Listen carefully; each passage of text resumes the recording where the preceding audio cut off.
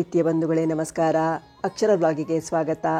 ಇಂದು ನಮ್ಮ ಪಯಣ ಸೃಷ್ಟಿಕರ್ತ ಬ್ರಹ್ಮ, ಪಾಲನಕರ್ತ ವಿಷ್ಣು ಹಾಗೂ ಲಯಕರ್ತ ಶಿವನು ಶಾಲಿಗ್ರಾಮ ಶಿಲೆಯಲ್ಲಿ ಲಿಂಗರೂಪಿಯಾಗಿ ಒಂದೇ ಪಾಣಿಪೀಠದಲ್ಲಿ ನೆಲೆ ನಿಂತಿರುವಂತಹ ಅಪರೂಪದ ಕಾನಂಗಿ ಕ್ಷೇತ್ರಕ್ಕೆ. ಇದು ಮಂಗಳೂರಿನಿಂದ ಸುಮಾರು 53 ಕಿಲೋಮೀಟರ್ ಹಾಗೂ ಉಡುಪಿ ಕೃಷ್ಣಮಠದಿಂದ 3 ಕಿಲೋಮೀಟರ್ ದೂರವಿದೆ. ಕರ್ನಾಟಕ ಧಾರ್ಮಿಕವಾಗಿ ಬಹಳಷ್ಟು ಪ್ರಸಿದ್ಧಿ ಪಡೆದಿರುವ ರಾಜ್ಯ. ಇಲ್ಲಿ ಹಲವಾರು ಪುಣ್ಯಕ್ಷೇತ್ರಗಳು, ತೀರ್ಥಕ್ಷೇತ್ರಗಳಿವೆ. ಇಂತಹವುಗಳಲ್ಲಿ ಒಂದು ನಮ್ಮ ಕರಾವಳಿಯ ಉಡುಪಿಯ ಸಮೀಪದ ಕಾನಂಗಿಯಲ್ಲಿರುವ ಬ್ರಹ್ಮ ವಿಷ್ಣು ಮಹೇಶ್ವರ ಕ್ಷೇತ್ರ. ಈ ದೇವಾಲಯಕ್ಕೆ ಸುಮಾರು 450ರಿಂದ 500 ವರ್ಷಗಳ ಹಿಂದಿನ ಇತಿಹಾಸವಿದೆ. ತ್ರಿಮೂರ್ತಿಗಳು ಜೊತೆಯಾಗಿ ಒಂದೇ ಪಾಣಿಪೀಠದಲ್ಲಿ ಶಾಲಿಗ್ರಾಮ ಶಿಲೆಯಲ್ಲಿ ಲಿಂಗರೂಪಿಯಾಗಿ ನೆಲೆ ನಿಂತಿರುವುದು ಕಾಣಸಿಗುವುದು ಬಹಳ ವಿರಳ. ಉತ್ತರ ಭಾರತದಲ್ಲಿ ತ್ರಿಮೂರ್ತಿಗಳು ಜೊತೆಯಾಗಿ ನಿಂತಿರುವ ಕ್ಷೇತ್ರವನ್ನು ಕಾಣಬಹುದು. ಆದರೆ ದಕ್ಷಿಣ ಭಾರತದಲ್ಲಿ ಇರುವುದು ಇಲ್ಲಿ ಮಾತ್ರ. ಇಲ್ಲಿಯ ದೇವಾಲಯದ ವಾಸ್ತುಶಿಲ್ಪವು ಇತರ ಕರಾವಳಿಯ ದೇವಾಲಯಕ್ಕಿಂತ ಸ್ವಲ್ಪ ವಿಭಿನ್ನವಾಗಿದೆ. ಈ ಕ್ಷೇತ್ರದಲ್ಲಿ ತ್ರಿಮೂರ್ತಿಗಳು ಒಟ್ಟಿಗೆ ನೆಲೆ ನಿಂತಿರುವುದರಿಂದ ಇಲ್ಲಿ ಬರುವ ಭಕ್ತರ ಸಕಲ ಇಷ್ಟಾರ್ಥಗಳು ನೆರವೇರುತ್ತದೆ. ಈ ಕ್ಷೇತ್ರದಲ್ಲಿ ಆರೋಗ್ಯ ಮತ್ತು ಆಯುಷ್ಯ ವೃದ್ಧಿಗಾಗಿ ಹೋಮ ಹವನಗಳನ್ನು ಮಾಡುವುದರಿಂದ ಇಷ್ಟಾರ್ಥಗಳು ನೆರವೇರುತ್ತದೆ ಎಂಬುದು ಭಕ್ತರ ನಂಬಿಕೆ.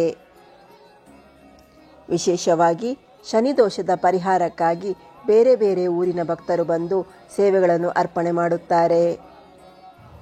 ರುದ್ರಾಭಿಷೇಕ, ಪಂಚಾಮೃತ ಅಭಿಷೇಕ, ವಿಷ್ಣು ಸಹಸ್ರನಾಮಾರ್ಚನೆಗಳನ್ನು ಇಲ್ಲಿಯ ವಿಶೇಷ ಸೇವೆಯಾಗಿ ಮಾಡುತ್ತಾರೆ.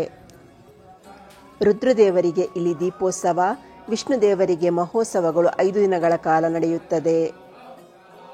ಇಲ್ಲಿ ಹುರುಳಿ ನೈವೇದ್ಯವನ್ನು ಪಂಚಕಜ್ಜಾಯ ರೂಪದಲ್ಲಿ ದೇವರಿಗೆ ಅರ್ಪಿಸಲಾಗುತ್ತದೆ. ಎಲ್ಲ ರೀತಿಯ ಹಬ್ಬ ಹರಿದಿನಗಳಲ್ಲಿ ಇಲ್ಲಿ ವಿಶೇಷ ಪೂಜೆಗಳು ನಡೆಯುತ್ತವೆ. ಪರಿವಾರ ದೇವರುಗಳಾದ ಬ್ರಹ್ಮದೇವರು ಸಹಿತ ನಾಗಾರಾಧನೆಗಳು ಇಲ್ಲಿ ನಡೆಯುತ್ತವೆ. ಹುಲಿಚಾಮುಂಡಿ ದೈವದ ನೇಮೋತ್ಸವವು ಇಲ್ಲಿ ಅದ್ದೂರಿಯಾಗಿ ನಡೆಯುತ್ತದೆ. ಮುಂಜಾನೆ 6:45ಕ್ಕೆ ತೆರೆಯುವ ಈ ದೇವಾಲಯದಲ್ಲಿ ತ್ರಿಕಾಲವೂ ಪೂಜೆ ನಡೆಯುತ್ತದೆ. ಉಡುಪಿ ಶ್ರೀಕೃಷ್ಣ ಮಠದ ಕಡೆ ಬಂದಾಗ ಶನಿದೋಷ ಪರಿಹಾರಕ್ಕಾಗಿ ಇದರ ಸಮೀಪವೇ ಇರುವ ಕಾನಂಗಿ ಬ್ರಹ್ಮ ವಿಷ್ಣು ಮಹೇಶ್ವರ ಕ್ಷೇತ್ರಕ್ಕೆ ಭೇಟಿ ನೀಡುವುದನ್ನು ಮರಿಬೇಡಿ.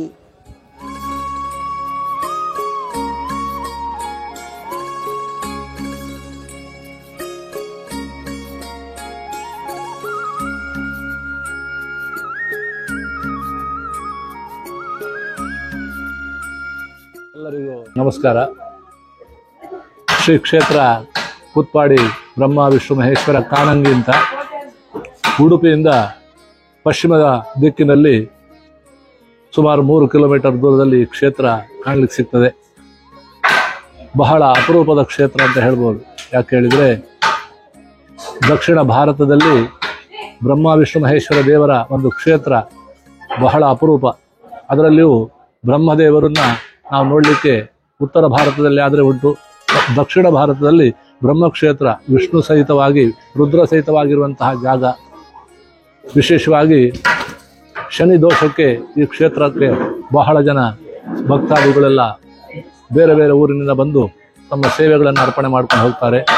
ವಿಶೇಷವಾಗಿ ದೇವರನ್ನು ನಾವು ಕಾಣುವಂಥ ಸಂದರ್ಭದಲ್ಲಿ ನೋಡಬೇಕು, ಒಂದೇ ಪಾಣಿಪೀಠದಲ್ಲಿ ಬ್ರಹ್ಮದೇವರ ಚಿಂತನೆ, ವಿಷ್ಣುದೇವರ ಚಿಂತನೆ, ರುದ್ರದೇವರ ಚಿಂತನೆ. ವಿಷ್ಣುದೇವರು ಲಿಂಗರೂಪಿಯಾಗಿ ಇರುವಂತಹ ಅಪರೂಪದ ಕ್ಷೇತ್ರ ಅಂತಲೂ ಹೇಳ್ಬೋದು. ಯಾಕಂದರೆ ಶಂಕರನಾರಾಯಣನಲ್ಲಿ ಒಂದೇ ಬಿಂಬದಲ್ಲಿ ನಾವು ನೋಡುವಂಥದ್ದು ಪ್ರತ್ಯೇಕವಾದ 3 ಸಾಲಿಗ್ರಾಮ ಶಿಲೆ. ಈ ದೇವರ ಈ ಕ್ಷೇತ್ರ ಸುಮಾರು 450-500 ವರ್ಷದ ಹಿಂದಿನ ಒಂದು ಇತಿಹಾಸವನ್ನು ನಾವು ನೋಡ್ತೇವೆ. ಕ್ಷೇತ್ರದ ಪ್ರತಿಷ್ಠಾಪನೆಯನ್ನು ಸ್ಥಳೀಯ ಬ್ರಹ್ಮ ಬೈದರ್ಕಳ ಹುಲಿ ಚಾಮುಂಡಿ ಅಂತ ವಿಶೇಷವಾದಂತಹ ಹುಲಿ ಚಾಮುಂಡಿ ಧರ್ಮದೇವರು ಈ ದೇವರನ್ನ ಕಣ್ವ ಋಷಿ ಪರಂಪರೆಯಲ್ಲಿ ಪ್ರತಿಷ್ಠಾಪನೆ ಮಾಡಿ ಕಣ್ವಂಗಿ ಅಂತ ಈ ಕ್ಷೇತ್ರವನ್ನ ಆ ಒಂದು ಕರೆಯುವಂತಹ ರೂಢಿ ಪ್ರಾದೇಶಿಕವಾಗಿ ಬಂದದ್ದು. ಆ ಪ್ರಕಾರವಾಗಿ ಆ ಜೈನ ಪರಂಪರೆ, ಅನಂತರ ರಾಜ ಪರಂಪರೆ, ಅದನಂತರ ಪಟೇಲರ ವಂಶಸ್ಥರಿಂದ ಈ ಸಂಸ್ಥೆ, ಈ ಕ್ಷೇತ್ರ ಮುಂದುವರಿತಾ ಉಂಟು. ಈ ದೇವಸ್ಥಾನದಲ್ಲಿ ಬ್ರಹ್ಮದೇವರಿಗೆ ಆಗಮ ಅಂತ ಇಲ್ಲ. ಯಾಕೆಂದರೆ ಬ್ರಹ್ಮದೇವರಿಗೆ ಈ ಭೂಲೋಕದಲ್ಲಿ ಪೂಜೆ ಇಲ್ಲದಂತಹ ಸ್ಥಿತಿಗಳು. ಆದ್ದರಿಂದಾಗಿ ರುದ್ರದೇವರಿಗೆ ದೀಪೋತ್ಸವ, ವಿಷ್ಣುದೇವರಿಗೆ ಮಹೋತ್ಸವ ಅಂತ ಆ ಬ್ರಹ್ಮದೇವರನ್ನು ಕೂಡಿಕೊಂಡು ಆ ವೈಭವೋಪೇತವಾಗಿ ಆ ದೇವರನ್ನ ಆ 5 ದಿವಸದ ಮಂಗಲ ಮಹೋತ್ಸವವನ್ನು ಈ ಕ್ಷೇತ್ರದಲ್ಲಿ ಆಚರಣೆ ಮಾಡ್ತಾ ಇದ್ದೇವೆ.